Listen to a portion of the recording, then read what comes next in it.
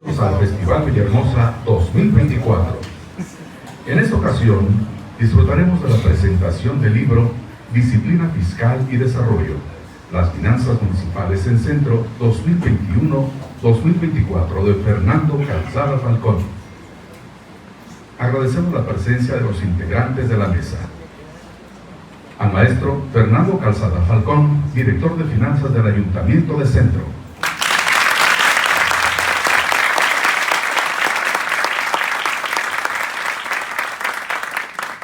A la doctora Ana Luisa Quesadas Barahona, enlace del Programa de las Naciones Unidas para el Desarrollo.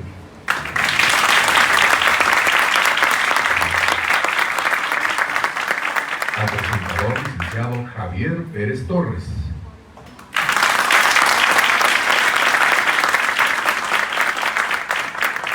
Al maestro Carlos Eduardo Flota Estrada, presidente del Instituto de Administración Pública de Tabasco, AC.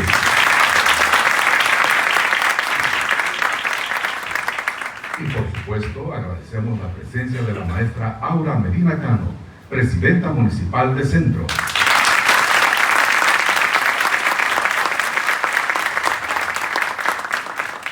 Y damos la bienvenida a la maestra Yolanda Osuna Huerta, presidenta municipal electa de Centro para el periodo 2024-2027.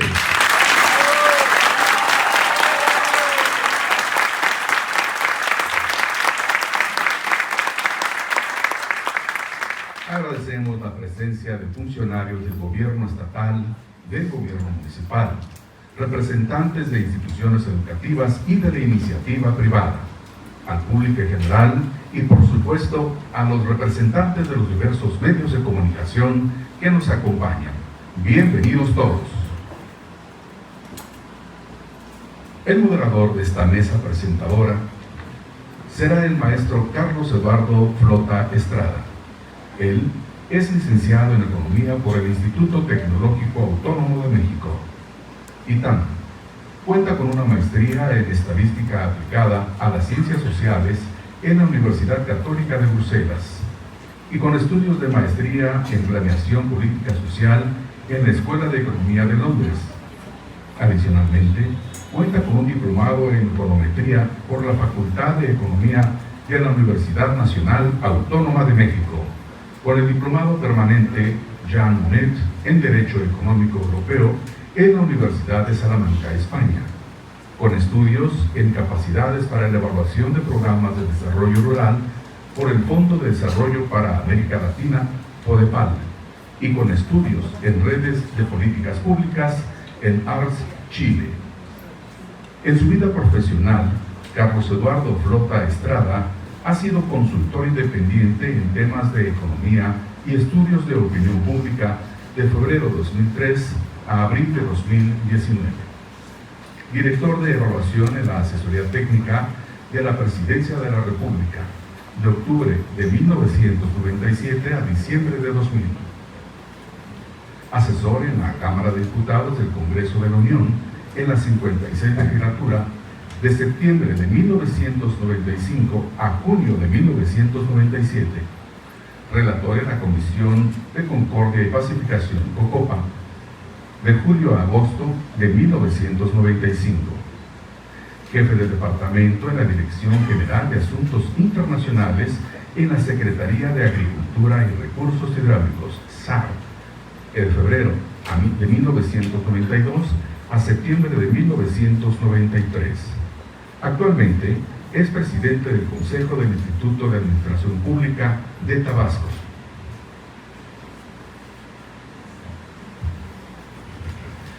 Queremos agradecer también la presencia del rector de la Universidad Juárez Autónoma de Tabasco, licenciado Guillermo Narváez Osorio.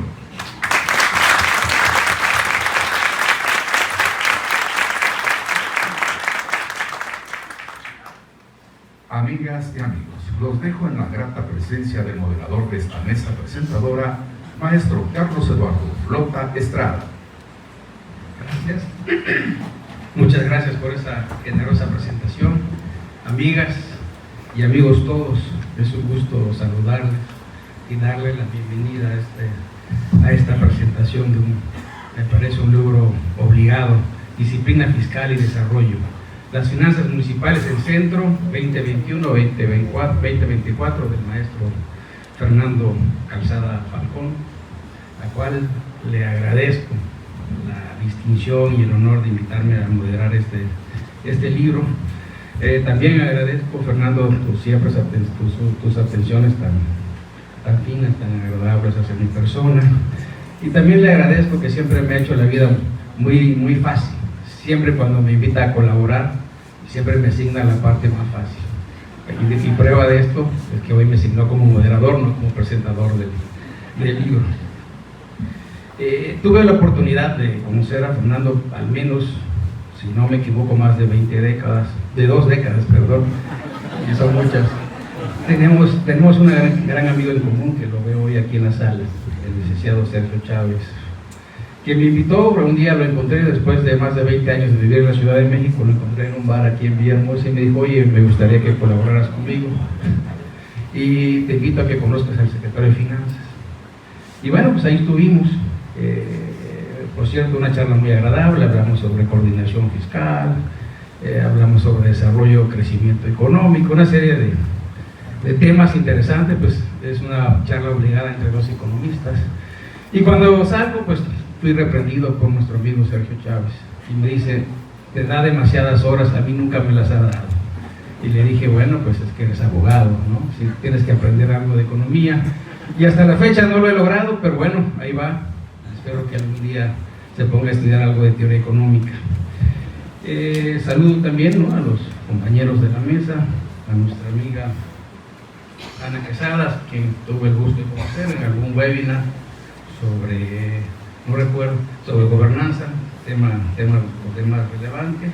Amiga, mucho gusto en saludarte, tenía rato de no saludarte. Saludo también al maestro Javier Pérez Torres, gusto en conocerte, Javier, es un placer conocerte.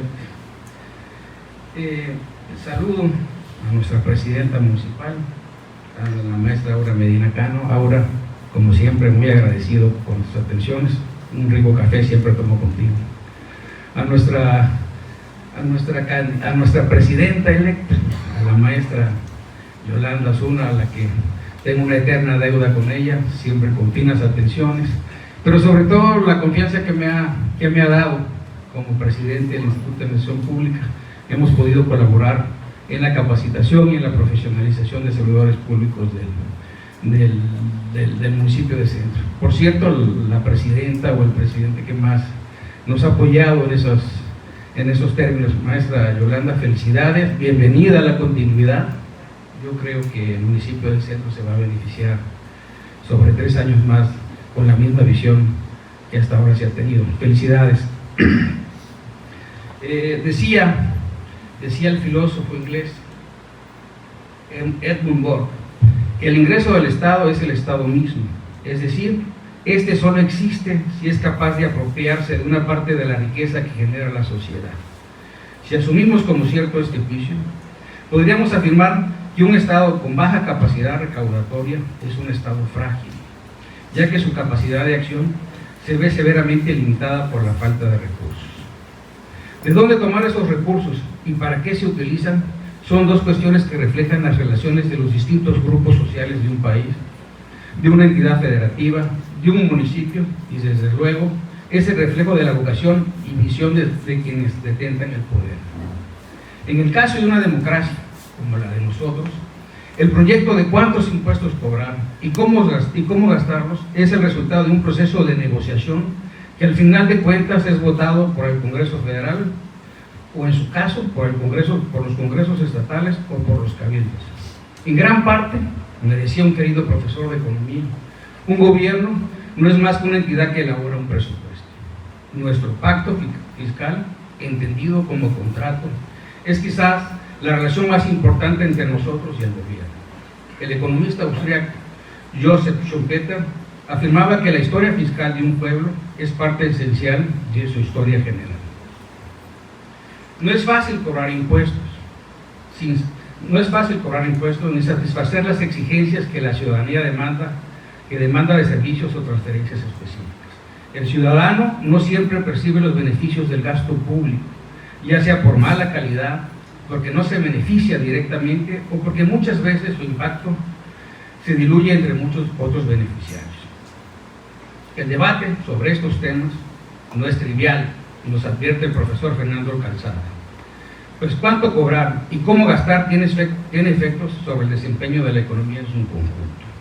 Cuando tenemos un acuerdo fiscal bien pensado, progresivo, tenemos una sociedad más igualitaria.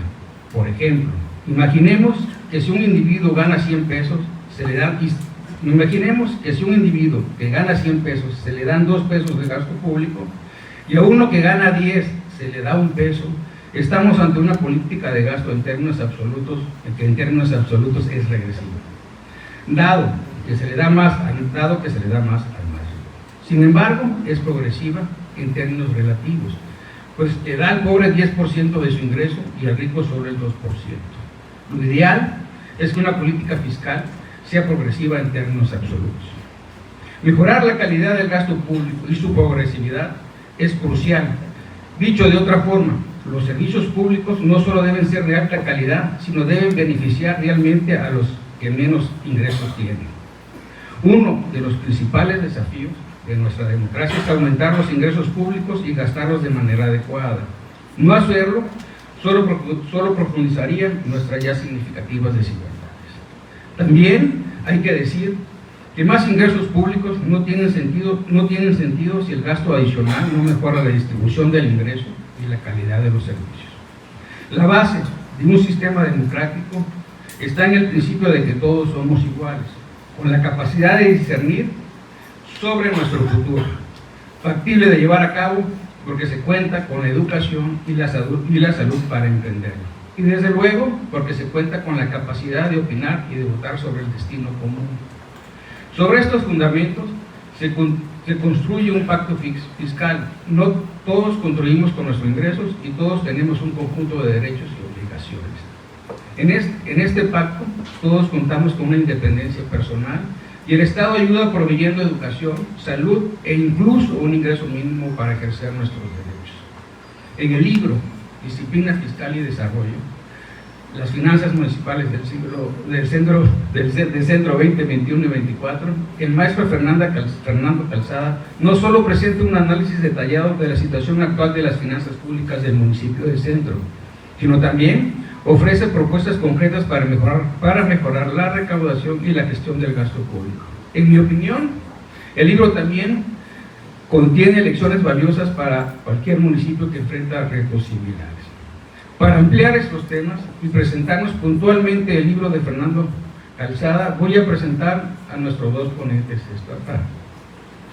Pero inicio, antes de presentarlos, inicio con la semblanza de nuestro autor, el maestro Fernando Calzada. El maestro Fernando Calzada es economista por la UNAM con mención honorífica, maestría en docencia económica por la UNAM, primer egresado y medalla Gabino Barrera. Cuenta con diplomados en política presupuestal y en finanzas públicas locales. Profesor de la UNAM durante 11 años, coordinó el Centro de Estudios para el Desarrollo Económico de México y galardonado con la distinción Universidad Nacional para Jóvenes Académicos. Profesor de la UCAP, de la UPC, de la UTAP y rector de estas dos últimas.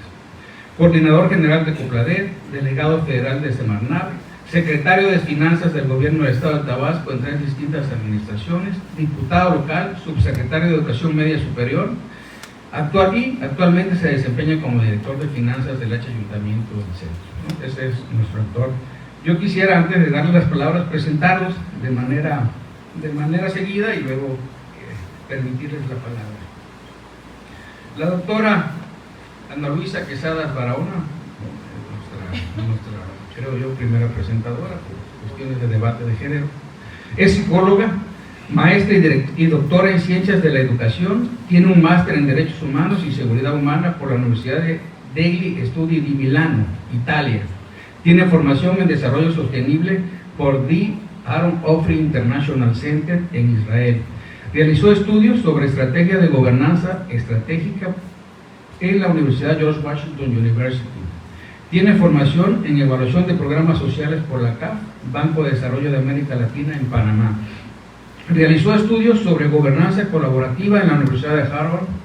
Tiene estudios en el IC, en reducción de riesgos en Colombia, también formación en la Universidad de Santiago de Chile y en la Universidad de La Plata en Argentina sobre mecanismos de prevención, educación en salud pública, y formación en la Universidad Complutense en Madrid sobre estrategias de innovación e incidencia para el desarrollo.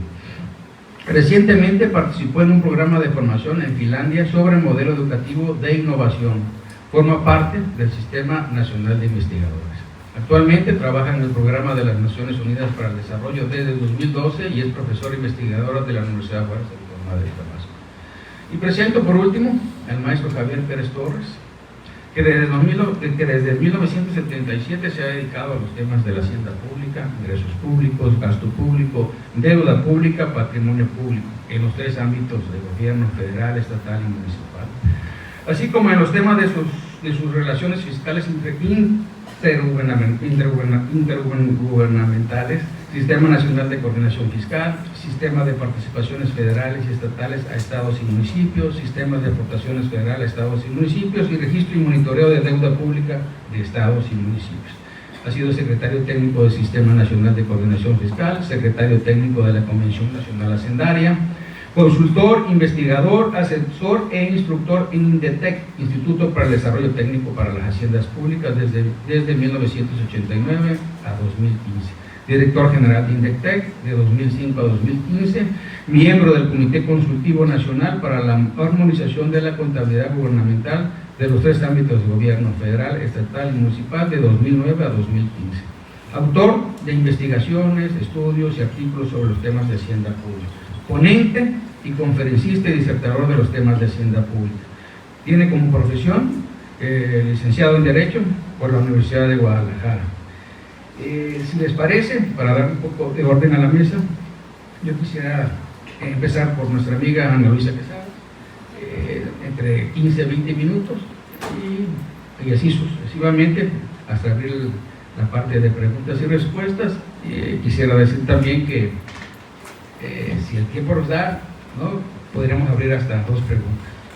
Ana, pues tiene la palabra. Bienvenida. Buenas tardes a todas y a todos. De verdad que yo me siento honrada de estar aquí. No me considero una experta en finanzas. Cuando Alessandra me marcó y me dijo, bueno, mira, hay este libro del maestro Fernando, y que me mandó, inmediatamente empecé primero a leerlo de forma digital. Me lo llevó a mi oficina. A mí me encantó la experiencia, y sobre todo por estos 12 años de trabajo que llevo trabajando, conociendo la realidad de los municipios y de la gestión pública y de la gobernanza. Bueno, pues a mí me pareció fantástica esta experiencia que nos cuenta. Antes de comenzar, bueno, saludo y agradezco a la maestra Aura, alcaldesa, y a la alcaldesa electa Yolanda por el formidable trabajo que han realizado, y de verdad lo digo con todo corazón y de toda honestidad, porque en estos 12 años no es fácil ver un municipio también fundamentado en un marco legal, normativo, programático, pero sobre todo un equipo de trabajo. En las actividades que hemos estado haciendo, a mí algo que me llama mucho la atención y que es un punto de partida de la primera reflexión que quiero hacer en torno al libro, es que las personas hacen las instituciones. Cuando uno llega a trabajar a una organización, a una institución, uno cree que las cosas ya están dadas porque siempre han sido de la misma forma. Pero en realidad, cuando uno se detiene a analizar, bueno, qué pasa en esa dinámica municipal, qué pasa en esas direcciones, cómo se toman las decisiones, cómo se da ese proceso, uno se da cuenta y entiende que son las personas las que definen una cultura organizacional. Y a mí algo que me parece muy interesante es que con todas las direcciones con las que hemos colaborado, las personas han marcado la diferencia. Y eso es un punto de quiebre muy interesante de análisis, de reflexión, y de esta experiencia puntual en materia de disciplina fiscal. Este libro es documentar una experiencia que no siempre se hace, y menos en materia fiscal. Cuando las administraciones municipales llegan, primero, bueno, con una identificación de muchos problemas que tiene el territorio, que ustedes saben, casi siempre rebasan a la gestión pública, porque hay problemas crónicos del desarrollo, pobreza, desigualdad, entre muchos otros más. Y a menudo hay una alta expectativa de la población que piensan que ese gobierno tiene que resolver todos los problemas históricos del desarrollo, porque bueno, no hay mucha educación ciudadana al respecto. Y a mí esto me parece muy interesante, porque ante estas altas expectativas, el municipio dijo, bueno, vamos a hacer algo diferente, vamos a hacer algo innovador, vamos a atrevernos a hacer un cambio, algo distinto, y para eso se requieren un cúmulo de diversos elementos que ahora voy a comentar y que el maestro Calzada ha puesto muy puntualmente. ¿Por qué documentar esta experiencia? Pienso desde la perspectiva del autor, y que es algo que no siempre se hace, y que nosotros como PNUD hemos insistido mucho cuando conocemos a administraciones municipales, a funcionarios públicos que están haciendo buenas prácticas, siempre les decimos, escribe la experiencia, documenta la experiencia, porque ¿saben qué? A mí esto me parece muy interesante. Cuando alguien quiere tener un cargo público, no siempre se forma en el tema. Es decir, tiene experiencia desde las universidades, en los cursos que ha tomado, en los trabajos que ha tenido, pero no siempre tiene una formación al respecto. Y cuando llega a la gestión pública a tomar decisiones, se enfrenta a unos desafíos tremendos. Uno de ellos tiene que ver con recursos limitados. Y fue algo que cuando Centro, cuenta el maestro en el libro, llega a la administración municipal, pues se enfrentan a un gran desafío, que era un déficit financiero, y ante eso una alta expectativa de la población y una altísima demanda de servicios públicos. Ante estos retos, bueno, también que nos encontramos y esto pasa en muchos municipios del país, que hay a veces deficientes capacidades técnicas para hacer frente a esto. Es decir, por un lado, una alta demanda de servicios, por otro lado, bueno, una poca capacidad financiera del municipio para resolver todo, y por otro lado, estas expectativas que tiene la población. Y ante eso, bueno, se requiere una serie de medidas que estuvo realizando Centro. Un punto importante es que México, en México, de las 32 entidades federativas, 25, sus ingresos dependen de las aportaciones federales. ¿Qué significa esto? Que hay una dependencia gigantesca ante la federación. Entonces los municipios muchas veces se quedan con esa premisa de que no pueden hacer mucho porque no tienen recursos. Hemos hablado con muchos alcaldes y muchas veces nos dicen esto, bueno, es que no puedo hacer más porque no tengo recursos, y esa es la respuesta y la salida más fácil.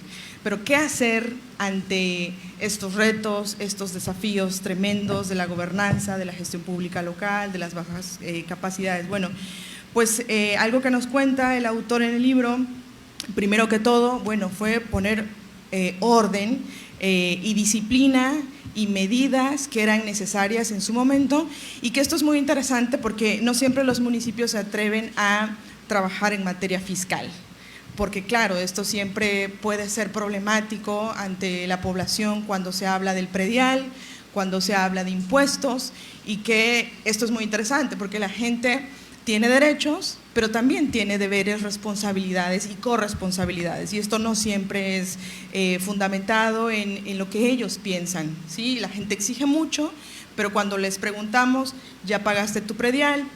¿Has pagado tus impuestos? Bueno, la gente a veces tiene esas resistencias porque, como sabemos, en las escuelas no se nos forma en educación ciudadana.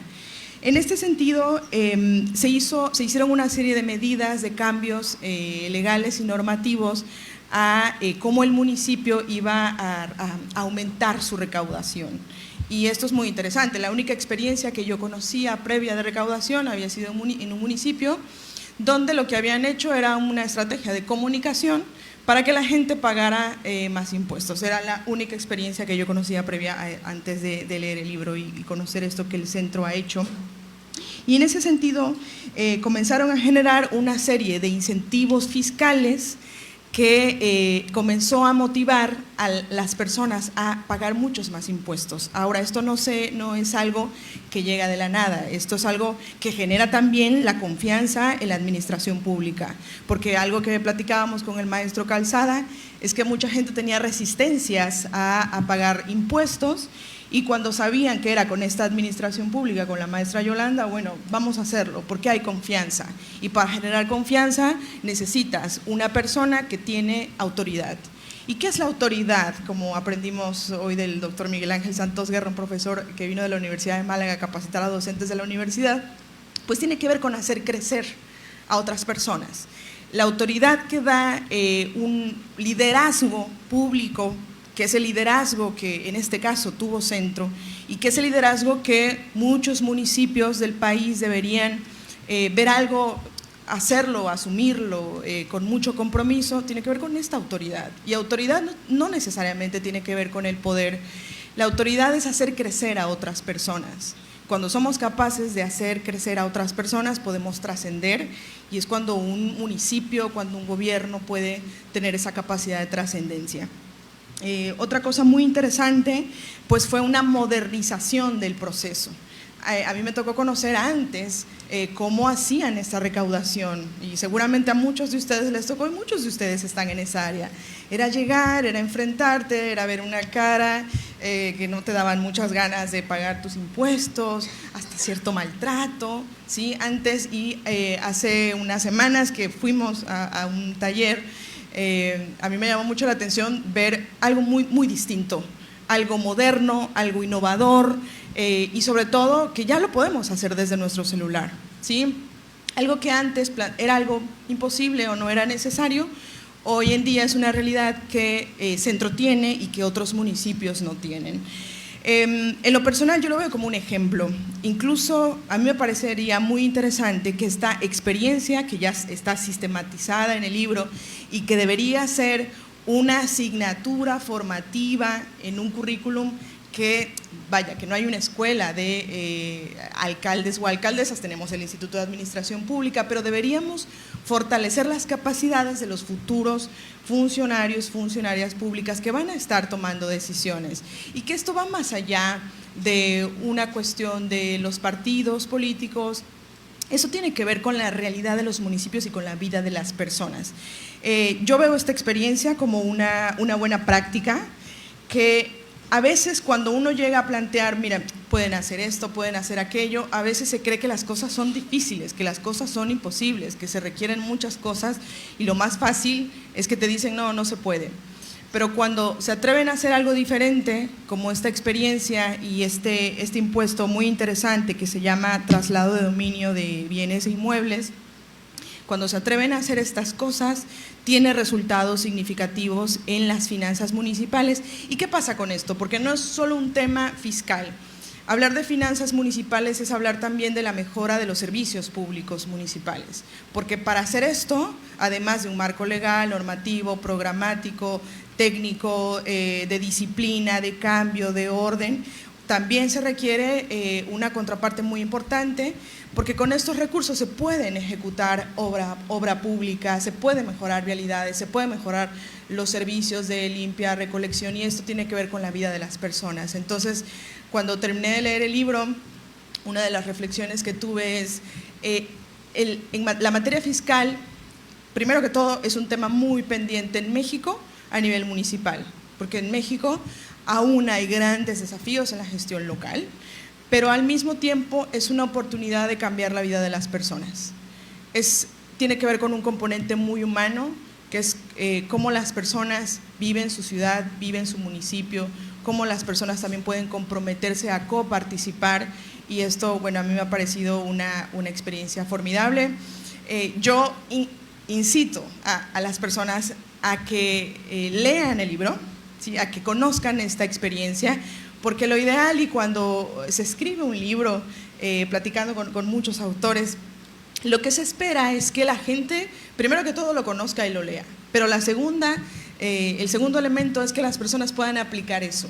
Entonces, a mí me encantaría, y yo pongo sobre la mesa la invitación para que en unas jornadas que estamos próximos a trabajar con futuros ayuntamientos municipales, se pueda compartir esta experiencia, le puedan hacer entender a muchas personas que van a estar tomando decisiones que los cambios son posibles, que no se requiere tanto tanto recurso como a veces se piensa, porque la gente cree que para hacer cambios solo se requiere dinero, es un componente importante, pero no el único, sino para hacernos entender y hacer entender a la ciudadanía que la gestión pública es de todos, no solo de quienes toman decisiones, y que esto tiene que ver con el fortalecimiento de la gobernanza.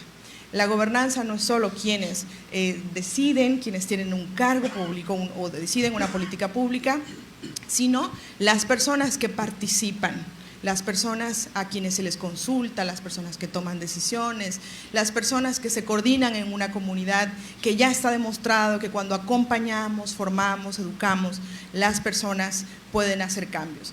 Puede parecer tal vez un poco idealista, pero a mí me parece que es una apuesta que ha hecho el maestro Calzada a documentar una experiencia, sistematizar una buena práctica, y que esto nos puede ayudar a todos, no solo a los que van a estar dirigiendo las áreas de fiscales, de direcciones de este tipo, sino a todas las personas, para ser más conscientes de que cuando alguien paga sus impuestos y es puntual en el proceso, está pensando en su ciudad, está pensando en su municipio, está pensando en su familia y en el bienestar de las personas. Entonces, bueno, no me quiero extender más, quiero escuchar, vaya que yo pensé que era como un proceso más de intercambio, pero bueno, porque eso sería muy valioso también, muy rico. Hasta aquí mi participación. Gracias.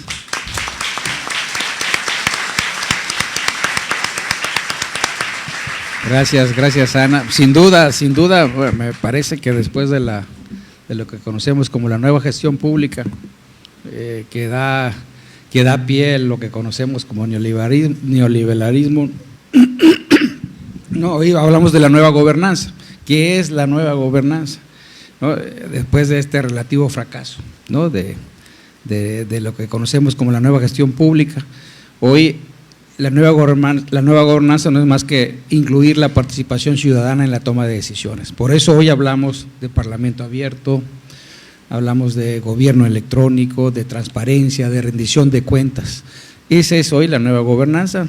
No sé si funcionará o no funcionará, pero lo que sí sabemos es que lo que conocemos como neoliberalismo fue un relativo fracaso. Sí concentró demasiado riqueza, persistió la pobreza, incrementó la inmigración, se incrementó la desigualdad, creamos fenómenos como el de Carlos Slim, ¿no? Se incrementó la seguridad, producto, me parece, de, entre otros factores, de la gran desigualdad del ingreso.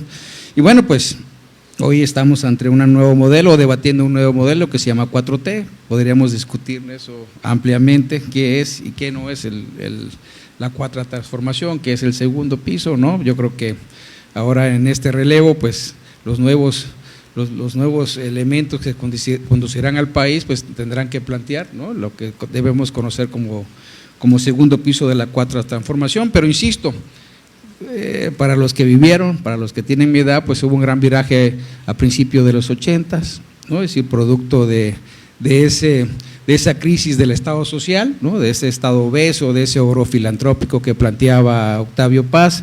Y a partir de ahí, bueno, si recuerdan, pues se incrustaron en el poder unos jóvenes tecnocráticos, educados en el extranjero, en universidades americanas, que empezaron a conducir o tomar la rienda del país, ¿no? Iniciamos, ¿no? Apertura comercial, desregulación económica, flotación del tipo de cambio como instrumentos importantes, ¿no? En el nuevo modelo, y esa nueva gestión pública que fue la contratación de estos jóvenes, ¿no? Insisto, ¿no? Educados en el extranjero. Y bueno, 40 años después, o poco más, bueno, podemos evaluar el modelo.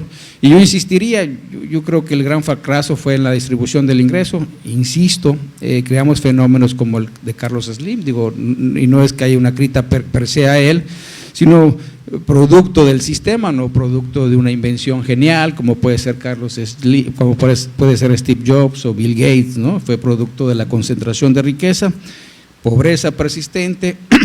Y bueno, y destaca, me parece a mí, el gran fenómeno de la inseguridad, cada vez creciente. Entonces, multifactorial, diría yo, ¿no? Yo diría que tiene dos pilares, uno estructural, ¿no? Que el estructural depende, ¿no? de un problema que depende, ¿no? De un problema de distribución del ingreso, de educación, de una serie de elementos, ¿no? De un modelo con un relativo fracaso. y de un factor no estructural, coyuntural, que tiene que ver con las crisis económicas. Siempre, ¿no?, está probado que cuando hay crisis la inseguridad se destapa o crece. Pero bueno, insisto, hoy hay un gran debate. Me parece que hoy es lo que conocemos, insisto, como la nueva gobernanza. No es más que la participación, ¿no?, o incluir la visión y la opinión de los ciudadanos. Bueno, hoy me parece que los 17 municipios y el estado de Tabasco pues van a debatir sobre cuáles deben ser los planes municipales y el plan estatal de desarrollo. Yo creo que hay que construirlo no sobre pie de barros, ¿no?, sino sobre un verdadero diálogo con la ciudadanía, ¿no?, y debatir, ¿no?, qué debe ser Tabasco o los municipios los próximos 30 años. Pero bueno, creo que en nuestro estado hay suficiente masa crítica para discernir, ¿no?, y conducir el estado los próximos 20 o 30 años. Pero bueno, esperemos a ver qué nos plantean, ¿no?, los que serán nuestros próximos gobernantes, y pues tendremos que debatir y discutir con ellos si estamos o no de acuerdo sobre lo que debe ser nuestro país y nuestro estado. Pero bueno, para no ahondar más, de momento yo quisiera darle la palabra al profesor Javier Pérez Torres. Adelante, profesor. Gracias.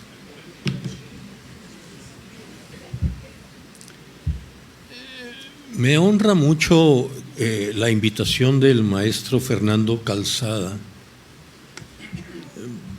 por la significancia que tiene este documento, pero también por la participación con ustedes aquí en esta mesa, y también por un suceso notable como es el que en un acto técnico, educativo, cultural, estén presentes quienes administran la cosa pública, en este caso las alcaldesas en funciones y la que asumirá pronto la responsabilidad. Eso es relevante, no es común. Así que me honra mucho poder participar aquí. Cada vez que hay campañas electorales, nos entusiasmamos,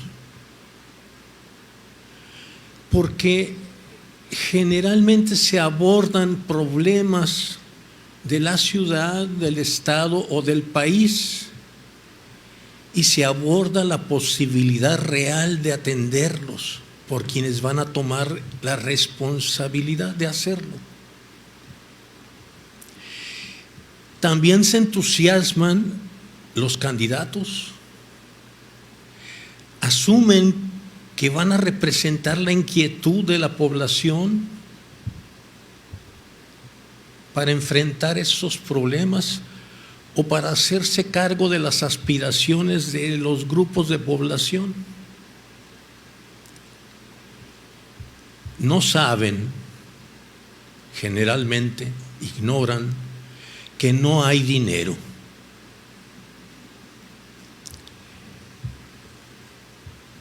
Si monetizáramos, si cuantificamos cuánto cuesta que el municipio se haga cargo de todas las responsabilidades que vienen en la Constitución Federal, en la Constitución del Estado, en la Ley Orgánica de los Municipios del Estado, si lo convertimos en pesos en estos 3 años, observaremos la cantidad enorme de dinero que se necesita. No hay. No alcanza. ¿Por qué entonces sigue habiendo candidatos y más candidatos? Eso es bueno, por supuesto, nos favorece a los ciudadanos. Tarde o temprano se resolverá lo que aspiramos que se resuelva o se logrará aquello que queremos que se logre. Bien, no hay suficientes recursos y en los distintos municipios del país la condición es o más grave o menos grave. En Centro, en el municipio de Centro, es de los municipios donde es menos grave. Aún así, la administración que está en funciones entró y llegó a escasos 3 años de que terminara el 2021. No había recursos para cubrir esos 3 meses faltantes. Había necesidad de que el responsable de las finanzas del municipio generara en 3 meses que le restaban al año el correspondiente a 6 meses. Imaginen ustedes a la población que de pronto le digan: fíjate que en lugar de pagar 3 meses debes pagar 6. ¿Aceptaríamos? En esas condiciones, el responsable de las finanzas municipales no tiene tiempo de pensar, bueno, ¿quién estaba a cargo de las finanzas que no pensó lo que iba a ocurrir si no teníamos el recurso para atender el funcionamiento del gobierno en los últimos 3 meses?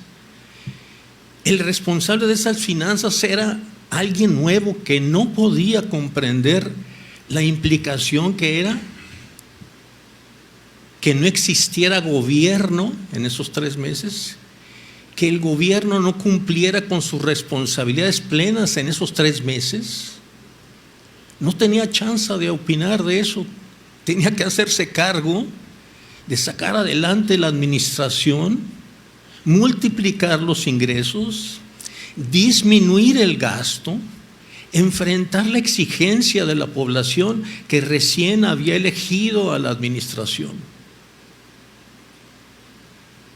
Bien, procuró entonces contener precisamente el gasto, disminuirlo y con el escaso recurso dedicarlo a aquellos gastos eminentemente indispensables, solo aquellos. Procurar estimular a la población a pagar, generar incentivos para que la población pagara más, haciendo hasta donde fuera posible aquello que permitiera que el municipio no repitiera lo que en los últimos años había estado repitiendo, que era, como se gastaba más de lo que ingresaba, acudir a la deuda, endeudar al municipio, endeudar a la población.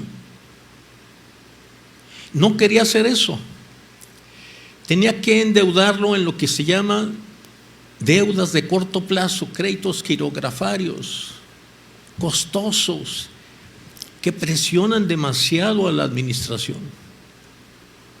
Era inevitable.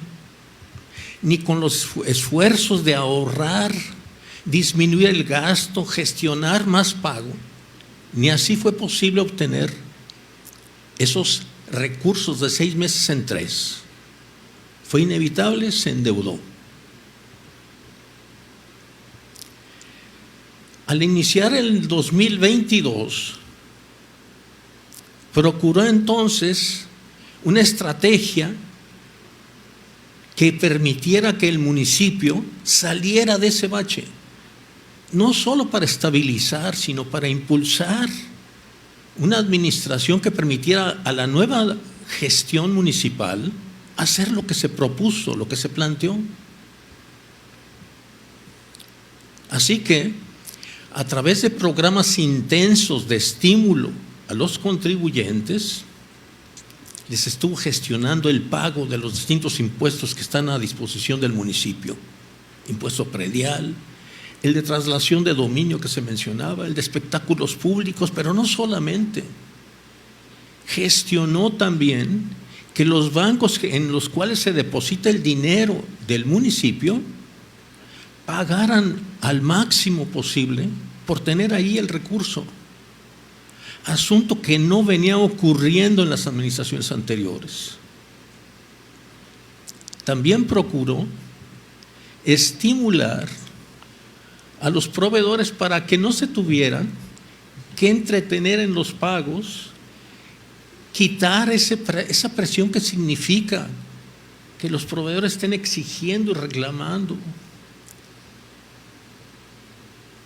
Buscó la forma de organizar la deuda que ya existía de mediano plazo con los acreedores, con los bancos a los que se les debía, con el propósito de que se ampliaran los plazos y se disminuyeran las tasas, algo difícil de lograr, para hacer posible la liberación de recursos, que no fuera indispensable estar pagando esas cantidades mensualmente y poder disponer del recurso para el gobierno municipal. Lo logró. Logró una reingeniería de la deuda y se planteó no acudir más a ese gasto por encima de lo que se ingresa, para evitar otro, igual que cada año, otro endeudamiento de corto plazo. Hacia el tercer mes del año 2022, debido al esfuerzo que habían estado aplicando, esperaban tener una calificación, una opinión de una calificadora favorable. ¿Para qué? Con el propósito de que esa opinión favorable pudiera ayudar en la disminución del costo de las deudas. Pero lamentablemente recibió un diagnóstico demoledor. Frente a ese esfuerzo y ese ánimo por sacar adelante las finanzas, el saneamiento de las finanzas del municipio, la calificadora dijo: pues sí, has tenido mucho esfuerzo, pero no es suficiente. Yo creo que vas a volver a caer en la deuda de corto plazo que ha significado en los años anteriores, o que ha generado, ha sido generada por ese exceso de gasto superior al ingreso. Ni modo. Se recibió esa opinión lamentable de esa calificadora, desestimulante. Afortunadamente una segunda calificadora reconoció este esfuerzo y dijo: no, sí, yo creo que sí lo logras. Sí vas a obtener un resultado mayor y mejor con esos esfuerzos que estás haciendo. Se planteó para ese año 2022 un crecimiento de un 20% de los ingresos totales que iba a tener el municipio, de los ingresos propios, que su esfuerzo iba a lograr eso. Plantearse un incremento de un 20% en condiciones así es muy difícil. Pues se lo plantearon y lograron un incremento de 33%. O sea, superaron su propio proyecto. Y al final del ejercicio no acudieron a la deuda de corto plazo. Liberaron recursos, mejoraron la condición de las finanzas del municipio y la autoridad pudo hacer una gestión más o menos moderada. Atrás de todo esto, por supuesto, están las finanzas nacionales, la estructura de las finanzas del país, que es la distribución de los recursos. Los únicos recursos que hay en el país son los mismos a los que acuden el municipio, los estados y el gobierno federal. Son los mismos. Estos recursos se tienen que repartir entre los tres ámbitos de gobierno. Los tres son gobierno: la federación, los estados, los municipios son gobierno. Y nuestra estructura federal, somos un país federal, hace que tengamos obligación los tres ámbitos de gobierno de atender las necesidades de la población y de sacarle a la gente el dinero para atender esas necesidades. En los años 70, el gobierno federal creó un sistema que se mencionó hace un rato por Carlos, el Sistema Nacional de Coordinación Fiscal, mediante el que prácticamente extrajo una buena parte de los impuestos de los estados y de los municipios, los concentró en el ámbito federal y se comprometió a compartirles de los recursos federales, de los impuestos federales, a cambio de esos impuestos locales que les quitó, se comprometió a compartirles de los impuestos federales. Esas son las transferencias que hacía referencia la doctora. Se tiene una dependencia extrema de esas transferencias, sí, como consecuencia de ese proyecto que ahora todavía subsiste del gobierno federal. ¿Dependen los municipios y los gobiernos de los estados de esas transferencias? Sí, ¿cómo no? Debido a ese esquema bajo el que se funcionan las tres finanzas del país.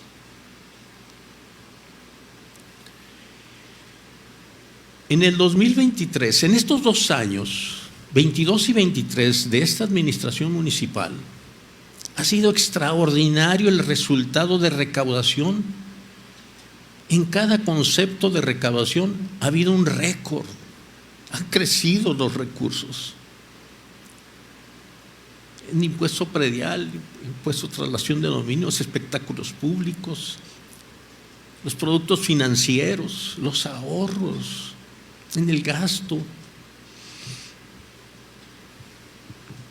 Bien, ya con esta administración, ya con esta gestión, pudiéramos estar todos muy satisfechos y decir, ahora se van a resolver los problemas del municipio. No.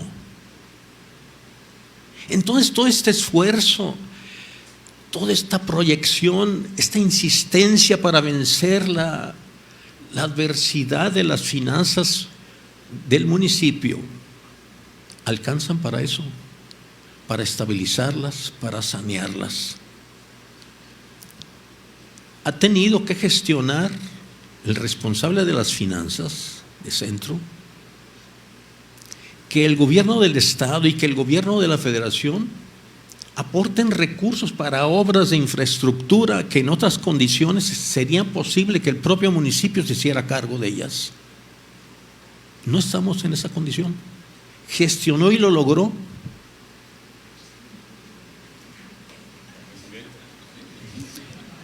Esto es lo que contiene el libro. ¿Qué dice luego de las calificadoras? Estas instituciones que se encargan de darle a cada administración pública, ¿cuál es el resultado del manejo de las finanzas de la población? Dicen que ha sido extraordinario. Es extraordinario que las calificadoras en tan corto tiempo modifiquen su opinión sobre las finanzas de un ente, y lo logró. Ahora, ¿qué queda? Es indispensable aprovechar, capitalizar el sentido en que están expresadas esas opiniones de las calificadoras. Esa opinión tiene un valor distinto para quienes facilitan el crédito. ¿Qué estoy diciendo? ¿Que se endeuden? Sí. La deuda no es un enemigo.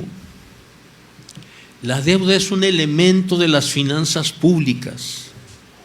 Ingreso, gasto, deuda y patrimonio son 4 elementos obligatorios de atender por quien maneja las finanzas públicas. Pero debe tener cuidado con los impuestos. Sí. ¿Debe tener cuidado con el gasto? Claro que sí. ¿Debe tener cuidado con la deuda? Por supuesto que sí. Entonces, ¿no debe endeudarse? Es como decir, no cobres impuestos. No.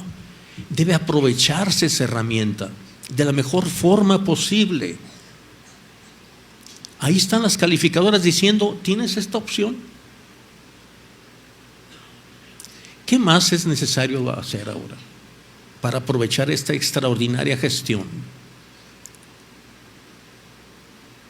Es conveniente, es justificado, es obligado que el municipio acuda al ámbito federal a decir, oye, igual que en otros países del mundo, necesito establecer una contribución propia sobre la industria del petróleo. casi cualquier municipio en el mundo que tenga una actividad económica importante, graba esa actividad económica importante. ¿Por qué? Porque el municipio está obligado a proveerle los servicios que requiere esa industria, la más importante que tiene el municipio en su localidad, para estimularla aún más. En México, esto es peligroso, decir esto es peligroso, pero es necesario ir sembrando la idea de que los municipios que tengan actividad económica importante en su localidad deben estar en condiciones de extraer de esa actividad económica importante las contribuciones, los recursos que les permitan regresárselos a esa misma industria en términos de servicios. Sería extraordinario que el municipio que tiene vocación turística extraiga de la industria del turismo los recursos que necesita esa industria para seguir creciendo. La industria del turismo requiere de los municipios los servicios que la hacen fuerte. Todos los servicios que presta el municipio fortalecen o debilitan la industria del turismo, pero no tienen los municipios la capacidad de grabarles para regresárselo en mejores prestación de servicios públicos. Así que bien tiene el municipio este compromiso de aprovechar de manera justificada estos resultados. Este documento, como se dice, bien sirve, no solo como una muestra de lo que puede hacerse con un propósito y una competencia o capacidad para instruir, orientar, dirigir las finanzas. No solo sirve para eso, no solo es una demostración histórica de cómo funcionan las cosas, es también una herramienta de educación. Dice cómo, dice que plantea la teoría frente a los supuestos como estos que se enfrentan. Dice qué es lo que dicen los teóricos. No solo eso, muestra cómo se aplican y cuál es el resultado. Así que, insisto, me honra mucho haber participado en la presentación de este documento. Muchas gracias, Fernando. Muchas gracias.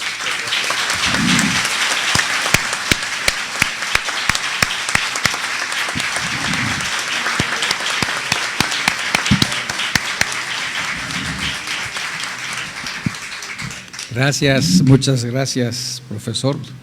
Pues bueno, yo, si me permiten, ¿no? Bueno, no hay alternativa, ¿no?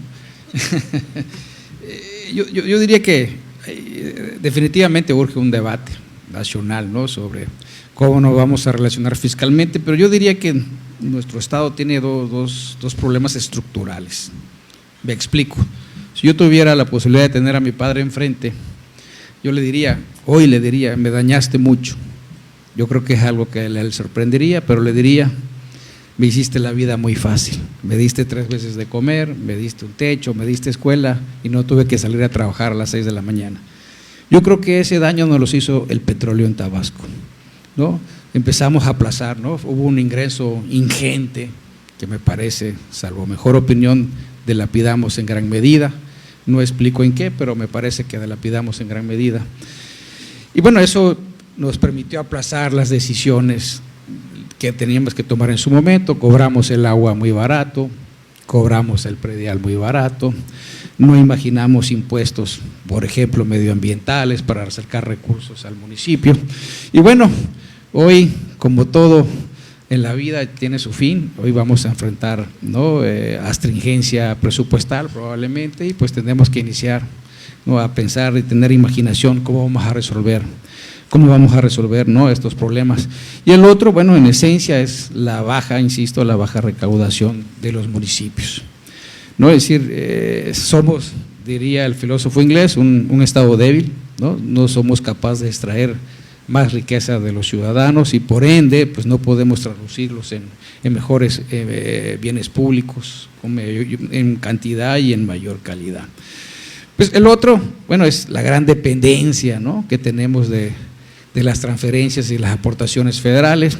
Así construimos con el profesor Calzada, con mi maestro Calzada, siempre hemos discutido y él siempre se ha quejado que en todas las reformas de nuestra coordinación fiscal, Tabasco ha sido de los grandes perdedores.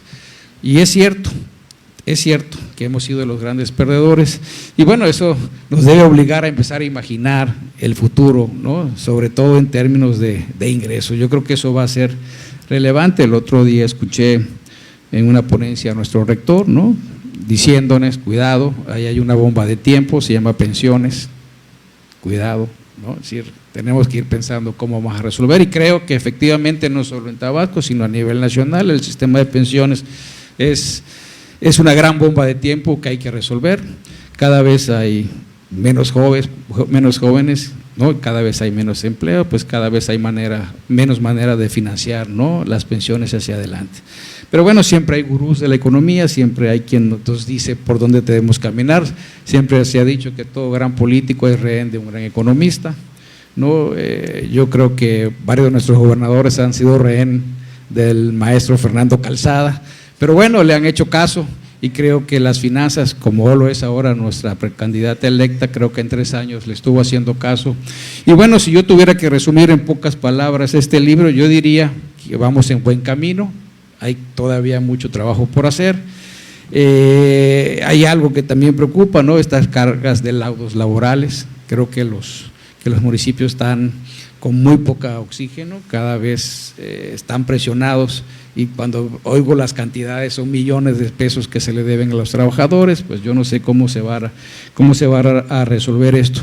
Creo también que tenemos que empezar, ¿no?, a pensar más de manera regional en nuestro estado. Creo que el gasto público local no se distribuye, me parece a mí, de manera equitativa. Creo que Los Ríos ha sido una zona regional que no se ha beneficiado tanto del gasto público. Habría que pensar, habría que replantear, no, insisto, la calidad de nuestro gasto público. Pero otra vez no ahondo más sobre el tema. Lo que pasa es que de tarde, no sé por qué, siempre hablo más que de mañana, pero bueno, una disculpa. Pero bueno, yo quiero darle la palabra, ¿no?, pues a nuestro invitado especial, a nuestro gurú, al que nos va a decir qué debemos hacer los próximos 20 o 30 años en Tabasco, y en específico en el municipio de Centro. Estimado Fernando, tienes la palabra. Muchas gracias, buenas tardes. Quiero en primer lugar agradecer muy cumplidamente la presencia de las presidentas electa, Yolanda Osuna Huerta, en funciones, Aura Medina Cano, del señor rector de la Universidad Juárez Autónoma de Tabasco, Guillermo Narváez Osorio, del subsecretario de Ingresos, de Paco Cabrera, del exsecretario de Finanzas, Said Mena, del secretario del Ayuntamiento, del maestro Cubero, síndico de Hacienda, de la regidora Tila, y agradecer a todos ustedes su presencia en esta tarde. Quisiera también agradecer a quienes me acompañan aquí en la mesa, a el maestro Javier Pérez Torres. Javier, ya ustedes lo vieron, es una institución en el ámbito de la coordinación fiscal en México, tiene medio siglo dedicado a estos temas, y estaba yo pensando cuántos secretarios de finanzas desde el INDETEC nada más habrá conocido, mientras él trabajó en el Instituto para el Desarrollo de las Haciendas, Instituto para el Desarrollo Técnico de las Haciendas Públicas.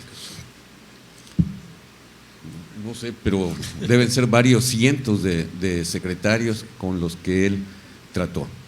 Por lo tanto, para mí es una distinción que nos acompañe en este día, sobre todo porque habíamos tenido un contacto en los últimos 16 años, o 2 contactos, y cuando hablé con él para decirle si quería participar en esto, muy amablemente me dijo que sí.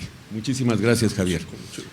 Igualmente a la doctora Quesadas Barahona, que me dijeron, deberías invitarla, porque ella le va a dar un significado diferente a para qué sirve todo eso que ustedes hacen en materia de finanzas públicas, y lo puede aterrizar en cuestiones muy concretas que tienen que ver con el desarrollo. y efectivamente, como ustedes la pudieron escuchar, nos abrió ese panorama. Muchísimas gracias, doctora. Y a mi amigo, el maestro Carlos Flota, como siempre, ilustrándonos sobre el devenir de la ciencia económica, la gobernanza y anexas. Este libro reseña una serie de actividades, de políticas y de resultados. Aquí quisiera un poco dibujar cómo son las cosas. La política, quien la hace, pues es la presidenta municipal, ¿no? Es decir, nada de lo que se relata aquí hubiera sido posible sin el visto bueno de ella. Ella fue quien estuvo de acuerdo en refinanciar la deuda, ella fue quien estuvo de acuerdo en controlar el gasto, ella fue la que dijo, junto con el Cabildo, por supuesto, vamos a promover estos incentivos fiscales, ella fue la que dijo, vamos a hacer todo, vamos a imprimirle un sello particular a esto. Y así fue. A nosotros lo que nos corresponde es dotar de contenido a esta política que ella nos trazó.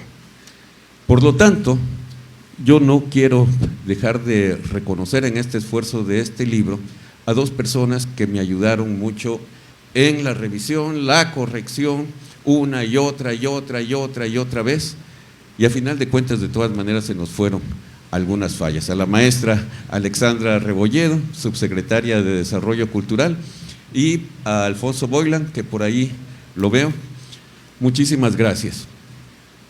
También, por supuesto, a mi familia, porque pues si ahí no se refugia uno, ¿dónde más? A mi esposa, a mis hijos, a las parejas de ellos.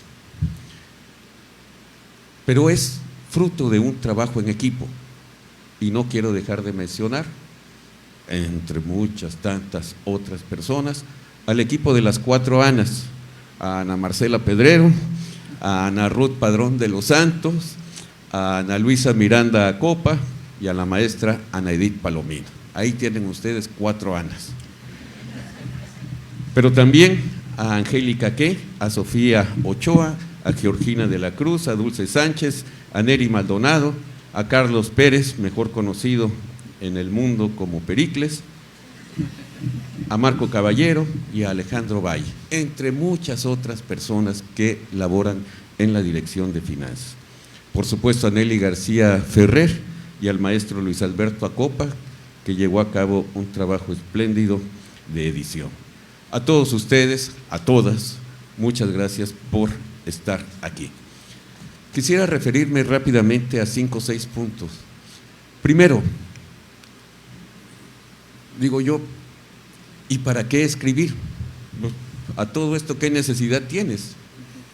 No eres académico, no te vas a ganar puntos, no te van a pagar más, no vas a ser investigador nacional, o sea, ¿para qué te pones a escribir? Y entonces dije, bueno, reflexionemos, ¿para qué escribe alguien como yo? Primero, porque creo que tengo algo que decir. No sé si sea mucho o poco, regular, deficiente, de calidad o no, pero por lo menos siento yo que tengo algo que decir. En segundo lugar, porque es común que en los años subsiguientes, es decir, cuando hablemos de dentro de 5, 10, 15, 20 años a como oigo yo, es que nunca se ha hecho. Espérate, eso de nunca, ponlo entre comillas, porque no es estrictamente cierto. Entonces debe quedar algún testimonio por ahí de qué se hizo, cómo se hizo y quiénes lo hicieron. En tercer término, porque hay un legítimo orgullo del trabajo realizado. Y aquí sí, por ejemplo, yo le preguntaría a la gente que me acompaña de la Dirección de Finanzas del municipio si se siente contenta con su trabajo o no. Más allá de los fines de mes con la compensación y esas cosas. Pero estamos contentos porque nuestro trabajo lo podemos ver realizado, materializado, concretado en ciertas acciones. importantes. También porque debemos reflexionar en qué se puede hacer mejor y cómo lograrlo, tratando de ver el bosque. Es decir, hemos hecho esto. ¿Le sirve a alguien nuestra experiencia? Allí está. Ojalá que con lo que se hizo en estos 3 años se pueda hacer algo mejor, que a mí me parecería sensacional. Y últimamente, porque me gusta, me entusiasma, me emociona y apasiona. Quiero decir que lo que escribo no es desde la perspectiva de un experto académico del tema. Aquí la doctora Barahona, ella sí es académica y ella sabe cómo plantear los asuntos, pero yo a estas alturas no soy académico. Escribo a partir de la vivencia cotidiana y lo hago ubicando estas actividades en un contexto más amplio. Y esto me sirve a mí para distinguir entre chamba y trabajo. Entiendo por chamba lo que todos, o casi todos, porque tampoco, lo que casi todos hacemos. Es decir, nos sentamos en un escritorio, en un trabajo como el de finanzas, y averiguamos qué es lo que hicieron los otros, y lo repetimos. Y entonces cuando le decimos a la gente, oye, pero ¿por qué haces esto? Pues porque así se ha hecho siempre, ¿no? Es decir, actuamos mecánicamente, no sabemos si lo hacemos bien, mal o regular, simplemente lo hacemos, llegamos a chambear. A diferencia del trabajo por el cual entiendo algo que tiene método, organización, objetivos, dentro de un programa de capacitación permanente, donde todos tratamos de ser mejores y de hacerlo mejor. Y por eso, estos 3 años vivimos un trabajo de capacitación permanente, alentado aquí por la licenciada Yolanda Osuna Huerta y mantenido por Aura del Carmen Medina Cano. Yo diría que siempre se puede estar mejor, pero también siempre podemos estar peor. En la cosa pública, y específicamente en lo relacionado con las finanzas, los errores cuestan mucho, más que en otras áreas. Me explico. Si falla un área determinada, no voy a poner ningún ejemplo, porque aquí me acompañan muchos directores del ayuntamiento y por decir algo, no vayan a pasarse de susceptibles y se sientan ofendidos. Pero hay un área donde si tú fallas, la presidenta dice, pues está muy fácil, anda, vete, ¿no? Y entonces llega uno nuevo, se replantean las cosas y seguimos. Pero cuando fallas en finanzas, impactas al resto de las áreas de un gobierno. Si un gobierno cae en un déficit, no va a haber pues para renovar los camiones de limpia, no va a haber para atender los problemas del agua, no va a haber para darle mantenimiento, no va a haber, en fin, para hacer una serie de actividades. Pero, más importante que los costos que paga el resto del gobierno es el costo que se le hace pagar a la sociedad. Porque en última instancia, lo que eso significa es que yo voy a recibir menos satisfactores públicos. Es decir, voy a ir al mercado, va a tener ciertas deficiencias, si voy al panteón va a tener estas otras, si voy en la banqueta pues va a estar rota, etcétera. Entendiendo que siempre hay mucho por hacer. Pero, insisto, cuando se falla en finanzas, hay un enorme costo, tanto para el resto del gobierno como para toda la sociedad. Y eso hay que evitarlo. Y a todo esto, ¿están mejor las finanzas de centro? Pues depende, ¿no? Depende. Si le preguntan ustedes a las calificadoras, dirán, sí, sí está mejor.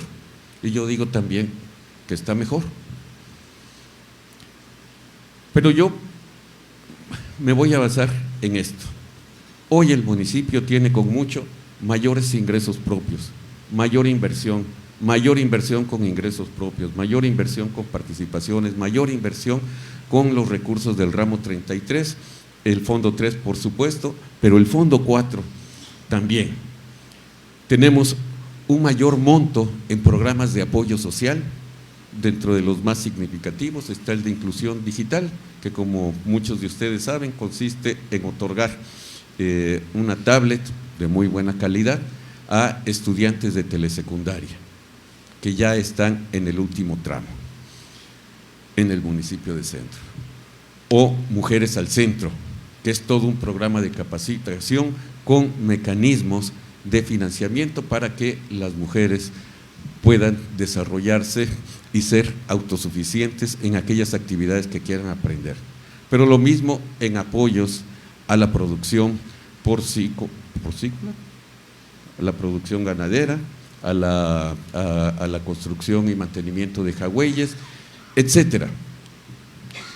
Es decir, también tenemos un gasto corriente controlado. Por aquí vi a Carlos Juárez, que llegó un poco tarde, pero él y su equipo de colaboradores, Elma y Ana Lilia, han sido extraordinarios en su trabajo. A veces entre nosotros o entre los equipos, no, que hicieron esto, que hicieron el otro, que mira, que… a ver, sí, pero vamos ubicándonos. Todo eso ocurre en un marco donde yo a ojos cerrados puedo decir, esto no lo va a hacer jamás programación, porque sería tanto como, no sé, como decir que 2 más 2 es igual a 8. Eso no lo va a hacer nunca.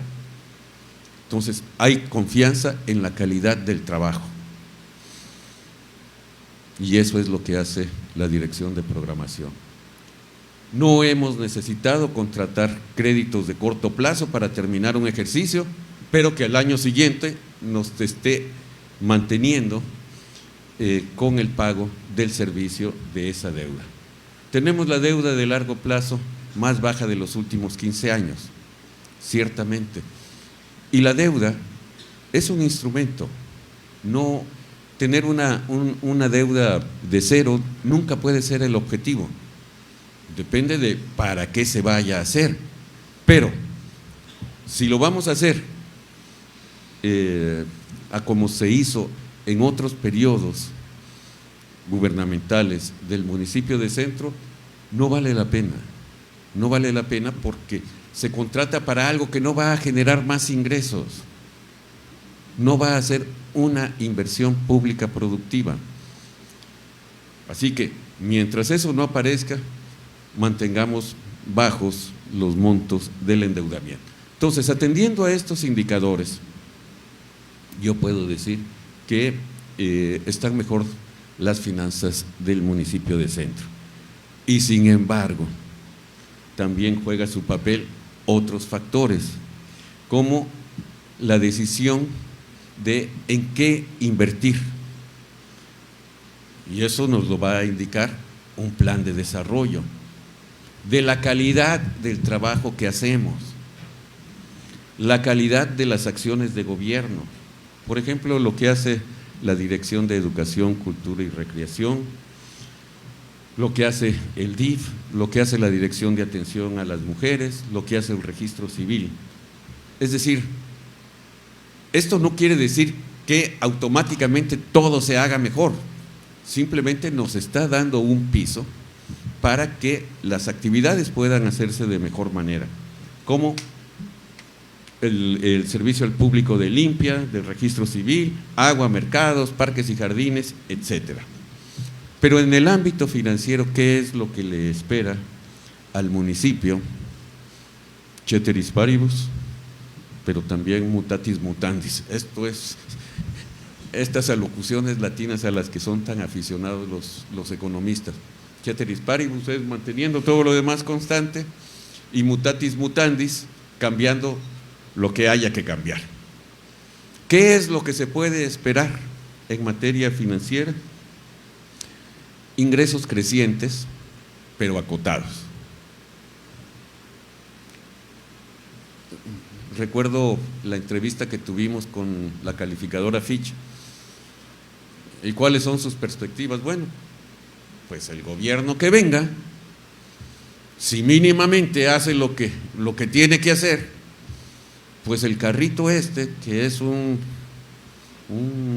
Tsuru, ya que se dejó de producir hace rato, todavía jala y te va a llevar a tu destino. Pero no le pidas a ese Tsuru que se comporte como un Ferrari, porque no lo va a hacer. Si tú haces algo parecido, tendrás ingresos crecientes, acotados ciertamente, pero que puedan aumentar. Hay que irle restando presión al gasto y ser más eficientes en todo aquello que hagamos. Si eso se puede practicar, yo creo que el próximo gobierno de la maestra Yolanda Osuna puede dar muy buenos resultados. Pues eso es lo que yo quería decirles y muchísimas gracias a todos.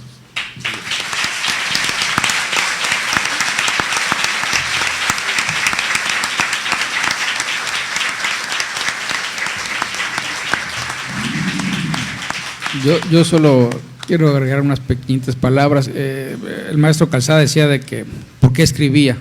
Le faltó decir que le sobra tiempo, no hay otra forma. Gracias, yo agradezco, ¿no?, a nombre de la mesa su tiempo, que hayan venido a escuchar estas palabras. Sé que es un tema muy técnico, es algo espantoso hablar de impuestos y de calificadoras y evaluaciones de riesgo, pero bueno, la vida lo lleva a uno a eso y bueno, pues hay que entrarle.